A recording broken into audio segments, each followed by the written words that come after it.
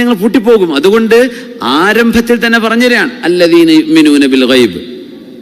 നമ്മുടെ പഞ്ചേന്ദ്രിയങ്ങൾക്ക് അതീതമായൊരു ലോകമുണ്ട്. ഖബർ എന്ന് പറയുന്ന ലോകം ആലമുൽ ഗൈബാണ്.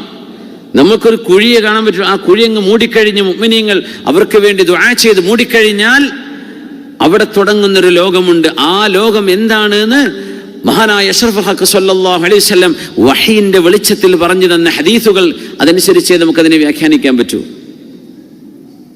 അവിടെ ക്യാമറ കൊണ്ടേക്കുക, അല്ലെങ്കിൽ അവിടെ അത് തുറന്നു നോക്കുക, അതുകൊണ്ടൊന്നും കാര്യമില്ല. ഖബർ നബ്ഷ് ചെയ്യൽ ഹറാമാണ്. ഒരു മനുഷ്യന്റെ ഖബർ തുറക്കൽ, അതായത് ന്യായമായ ശറഅ് അംഗീകരിക്കുന്ന ഒരു കാരണമില്ലാതെ ഓപ്പൺ ചെയ്യൽ ഹറാമാണ്. നബ്ഷുൽ ഖുബൂർ ഹറാം. അവിടെ നടക്കുന്നത് ഒരു വല്ലാത്ത ലോകമാണ്. ഇമ്മാ റൗദത്തുൻ മിൻ റിയാദുൽ ജന്ന വ ഇമ്മാ ഹുഫ്റത്തുൻ മിൻ ഹുഫറിൻ നീറാൻ. അത് നരകത്തിന്റെ കുഴികളിൽപ്പെട്ട ഒരു കുഴിയാണെന്നുകിൽ അല്ലെങ്കിൽ സ്വർഗത്തിന്റെ പൂങ്കാവനങ്ങളിൽപ്പെട്ടൊരു പൂങ്കാവനമാണ്. ഇപ്പൊ തീയ എന്ന് പറയുമ്പോൾ വളരെ ഫാസിഖായ മോശമായി മരിച്ചൊരു മനുഷ്യന്റെ ഖബറാണെങ്കിലും ഒരു തീയിന്റെ അടയാളം ചിലപ്പോൾ കണ്ടില്ല എന്ന് വരും, ചിലപ്പോൾ കണ്ടെന്ന് വരും. മദീനയിൽ ഒരു സഹാബിയുടെ മദീനയിൽ സഹാബത്ത് ജീവിച്ചിരിക്കുന്ന കാലം ഒരു മനുഷ്യന്റെ മെഹ്ഫല, പൈസ വെക്കുന്ന പേഴ്സ് കൊഴിഞ്ഞാടിപ്പോയിട്ട് അത് തിരയാൻ വേണ്ടിയിട്ടൊരു ഖബർ തുറന്ന സംഭവമുണ്ട്. നമ്മുടെ കിതാബുകളിൽ മഹാന്മാരൊക്കെ രേഖപ്പെടുത്തിയിട്ടുണ്ട്. എന്താ സുമാന? അവിടെ തീ കണ്ടിട്ടുണ്ടെന്നാണ്. തുറന്നു നോക്കിയപ്പോൾ തീ കണ്ടിട്ടുണ്ട്. അപ്പോൾ ഒരു ഉമ്മയുടെ മോള് മരിച്ചതാണ്. അപ്പോൾ ഉമ്മയോട് താബിഈങ്ങളായ മഹാന്മാരൊക്കെ വന്നിട്ട് ചോദിച്ചു, സ്വഹാബികൾ ജീവിച്ചിരിക്കുന്ന ആളുകൾക്ക് ഉണ്ടായിരുന്നു, ഒന്ന് ചോദിച്ചു, ഉമ്മ നിങ്ങളുടെ മോൾക്ക് എന്തെങ്കിലും പ്രശ്നം ഉണ്ടായിരുന്നോ എന്ന് ചോദിച്ചു. എന്നാ പറഞ്ഞു, അവൾക്ക് നിസ്കാരം തീരെ ഇല്ലായിരുന്നു ഒന്ന്. പിന്നെ ഇങ്ങനെ ഫിത്നയും മനുഷ്യന്മാർക്കിടയിൽ ഓരോരുത്തരെ പറ്റി മോശം പറഞ്ഞു നടക്കുന്ന പരിപാടിയായിരുന്നു. അവർ പറഞ്ഞു കൊടുത്തുമ്മ, ഞങ്ങൾ ഇങ്ങനൊരു വിഷയം ഇങ്ങനെ ഈ സാധനം കിട്ടാൻ വേണ്ടി തുറന്നു നോക്കിയപ്പോൾ അവിടെ തീജ്വാലകൾ ആളിപ്പളരുന്നത് കണ്ടിട്ടുണ്ട് എന്ന്. എന്നാൽ എല്ലായിടത്തും കാണാൻ നിർബന്ധമുണ്ടോ? ഇല്ല. കാരണം ഏറ്റവും കൂടുതൽ രാവിലെയും വൈകുന്നേരവും ഫറോവക്കും അവന്റെ ഹാമാൻ മന്ത്രിയും അടക്കമുള്ള പാദസേവകരായ ആളുകൾക്കും അല്ലാഹു ഖിയാമത്ത് നാൾ വരെ നരകം കാണിച്ചു കൊടുത്തുകൊണ്ടിരിക്കുന്നുണ്ട്. ആർക്ക്? ഫറോവക്ക്. ഫറോവന്റെ ഖബർ എന്ന് പറഞ്ഞാൽ ഇപ്പൊ ഗ്ലാസ് പെട്ടിയാണ്. നിങ്ങൾ കണ്ടിട്ടില്ലേ? ഈജിപ്റ്റ് മ്യൂസിയത്തിൽ പോയാൽ കാണാൻ പറ്റും. കെയ്റോയില് അവിടെ കണ്ട ഒരു കുഴപ്പം കാണില്ല. അവിടെ തീയോ പുകയോ ഒന്നുമില്ല. ഗ്ലാസ്സിൽ മൂപ്പരങ്ങനെ കിടക്കുന്നത് കാണാൻ പറ്റുന്നുണ്ട്. അന്നാറു യുഅറദൂന അലൈഹാ വയൗമ തഖൂമു സ്സാഅ അദ്ഖിലൂ ആല ഫിർഔന അശദ്ദൽ അദാബ്.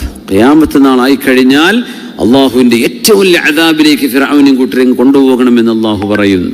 അതുവരെ അവൻ അദാബിലാണ്. നമ്മുടെ മുമ്പിൽ വല്ലതുണ്ടോ? ഇമാം ഗസാലി തങ്ങൾ പറഞ്ഞു, ഖബറിന്റെ ജീവിതം ഉറങ്ങിക്കിടക്കുന്ന ഒരു മനുഷ്യനെ പോലെയാണെന്നാ.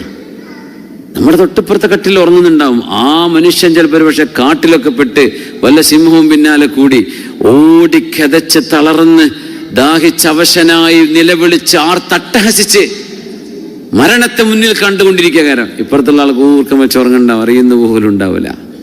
കണ്ടാ വല്ലതും തോന്നുന്നു? ആ മനുഷ്യൻ ഉറങ്ങുന്ന ആൾക്ക് തോന്നൂലല്ലോ ഞാൻ ഉറക്കത്തിലെ കാണുന്നത്. അതാണല്ലോ വലിയ പ്രശ്നം. പിന്നെ ഉണർന്ന അൽഹംദുലില്ലാഹ് രക്ഷപ്പെട്ട്. ആലമുൽ ബർസഖിന് ഉദാഹരണം പറഞ്ഞത് ഗസാലി ഇമാം അങ്ങനെയാണ്. ഉറങ്ങിക്കിടക്കുന്നൊരു നമ്മുടെ ഭൂമിയിൽ ആലമു ഷഹാദയാണ് ഭൂമിയിൽ. അവിടെ കിടക്കുന്ന ഒരു മനുഷ്യന്റെ അനുഭവം പോലും നമ്മൾ അറിയണില്ല. അയാൾ വിയർത്ത് കുളിച്ച് നിലവിളിച്ച് മുറിവായി ചാടിക്കടന്ന് മറിഞ്ഞ് എന്തൊക്കെ ചെയ്യുന്നുണ്ട്. നമ്മളെ കാഴ്ചയിൽ അങ്ങനെ കിടക്കുകയാണ്. ഖബർ അങ്ങനെയാണ്. നിങ്ങൾ തുറന്നു നോക്കിയാൽ ഒന്നും കാണാൻ പറ്റൂല.